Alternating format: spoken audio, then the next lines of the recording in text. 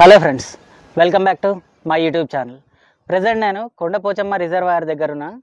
So ఇగో నా వెనకాలంతా చూస్తున్నారు కదా, ఇదే రిజర్వాయర్. సో ఇక్కడికి హైదరాబాద్ నుంచి రావడానికి ఎంత టైం పడుతుంది, ఎట్లా రీచ్ అవ్వాలి, అవంతా ఈ వీడియోలో చెప్తా. ఎక్కడ స్కిప్ చేయకుండా లాస్ట్ వరకు చూడండి. ఫ్రెండ్స్, థంబ్నెయిల్ చూశారు కదా, నాకు అన్ని ఇవే డౌట్లు. ఇంత దూరం మనం వెళ్ళిన తర్వాత పైకి వెళ్ళనిస్తారా లేదా, రిజర్వాయర్ దగ్గర నుంచి చూడనిస్తారా లేదా, ఇది రిస్ట్రిక్టెడ్ ఏరియా అంట కదా, సో ఇంత జర్నీ చేసి ఇదంతా వేస్ట్ అయిపోతుందేమో, ఇట్లా చాలా డౌట్లు ఉంటాయి. సరే, నా డౌట్లకు కాసేపు ఒక డాట్ పెట్టేసి ఈ ట్రిప్ అయితే స్టార్ట్ చేశా. ఒకవేళ చూడనిస్తే హ్యాపీ, చూడనివ్వకపోతే నా ఎక్స్పీరియన్స్ అయినా షేర్ చేద్దాము, ఇంకెవరైనా ఇట్లా జర్నీ చేసి టైం వేస్ట్ చేయకుండా ఉంటారు కదా అని చెప్పి నా ఈ ట్రిప్ని అయితే స్టార్ట్ చేశా. నాకు ఈ ట్రిప్ అయితే చాలా ఎగ్జైటింగ్గా, చాలా క్రేజీగా గడిచింది. ఎందుకంటే నేచర్ చూడండి, అసలు ఆ greenery, yellow flowers, blue sky, నాకైతే నేచర్ ఒక వెల్కమ్ చెప్తున్నట్టుగా ఉంది.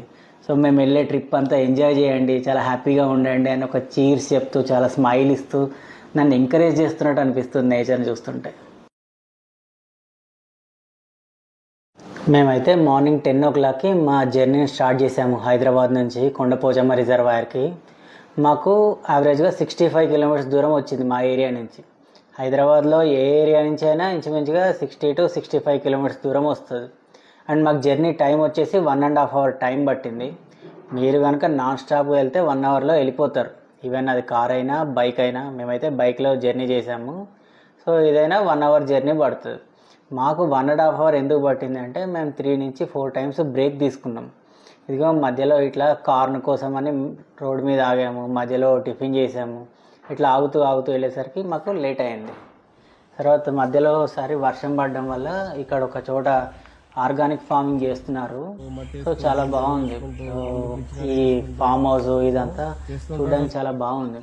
స్పెషల్లీ నేను ఎందుకు ఆగానంటే, ఈ ఫార్మింగ్ చాలా డిఫరెంట్గా ఉంది. ఆర్గానిక్ ఫార్మింగ్ చేశారు. అండ్ ఇక్కడ వర్షం పడి మేము కాసేపు స్టక్ అయిపోయాము.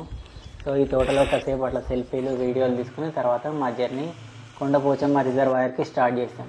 సో పైకి ఎక్కుతూ ఉంటేనే చాలా బాగుంది చూడడానికి. అండ్ వర్షం పడింది కూడా అదే టైంలో. నేచర్ మాత్రం చాలా బ్యూటిఫుల్గా ఉంది. మాకు ఎంతసేపు ఇంకా ఉండాలనిపించింది. అండ్ స్టార్టింగ్లో చెప్పాను కదా నేను నా డౌట్స్ అన్నీ. సో రిస్ట్రిక్టెడ్ ఏరియానా అని చెప్పి మమ్మల్ని అయితే ఎవరు ఆపలేదు అసలు ఎక్కడాను. అసలు కొండపోచమ్మ రిజర్వాయర్ ఆ రోడ్ మీద మేము తప్ప ఎవరు లేము. సో మేము వెళ్ళిన తర్వాత చాలాసేపటికి ఒక 3-4 families వచ్చాయి. కానీ పోలీసులు అయితే ఎవరు లేరు. అసలు రిస్ట్రిక్టెడ్ ఏరియా అని కూడా అనిపించట్లేదు. అసలు ఎవరు ఎక్కడ ఆపట్లేదు. సో కాకపోతే వెహికల్స్ మాత్రం కింద పార్క్ చేసి వెళ్ళాలి, 4-wheelers అయితే. 2-wheelers మాత్రం పైకి వెళ్ళడానికి పక్కన సైడ్ నుంచి చిన్న దారి ఏదో చేశారు. అది అఫీషియల్ దారి ఏం కాదు, అన్అఫీషియల్ దారి అయినా కానీ పై వరకు వెళ్ళొచ్చు. సో ఇంకా పైకి వెళ్ళిన తర్వాత అయితే వ్యూస్ అసలు అదిరిపోయినాయి అసలు. సో నేనైతే ఫస్ట్ టైం ఇక్కడికి రావడం. సో అట్లా చూస్తూ ఉండే కొద్దీ రిజర్వాయర్ని ఇంకా చూడాలనిపించింది. చాలా బాగా కట్టారు. ఈ రిజర్వాయర్ అయితే తన మెస్మరైజింగ్ వ్యూస్ తోటి మమ్మల్ని అసలు తిప్పుకొనియలేదు.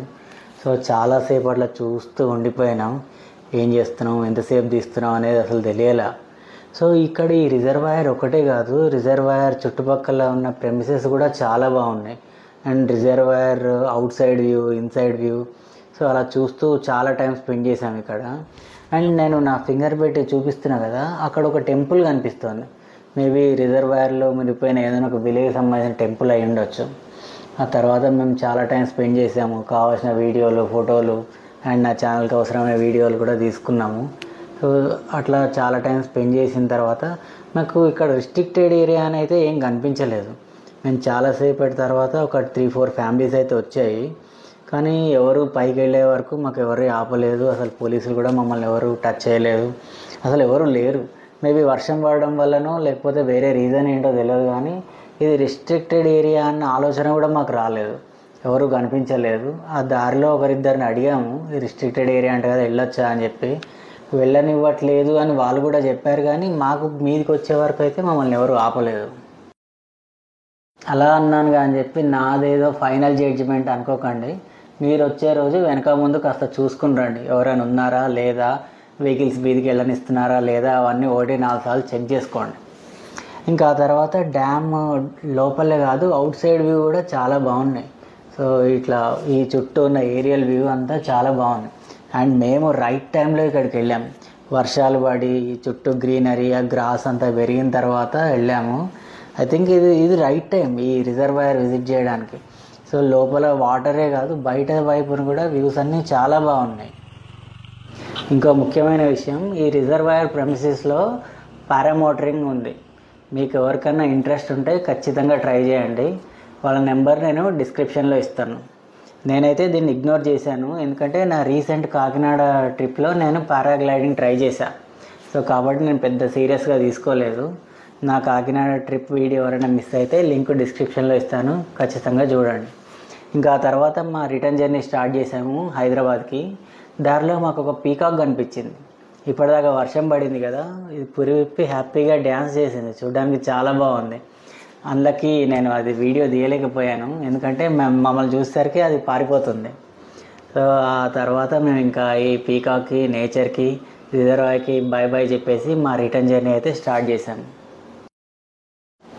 ఫైనల్గా ఈ క్రెడిట్ అంతా మా ఫ్రెండ్కే ఇవ్వాలి, ఎందుకంటే తనే చాలా సేఫ్గా డ్రైవ్ చేసి నన్ను అక్కడ తీసుకెళ్ళి మళ్ళీ రిటర్న్ హైదరాబాద్ తీసుకొచ్చాడు.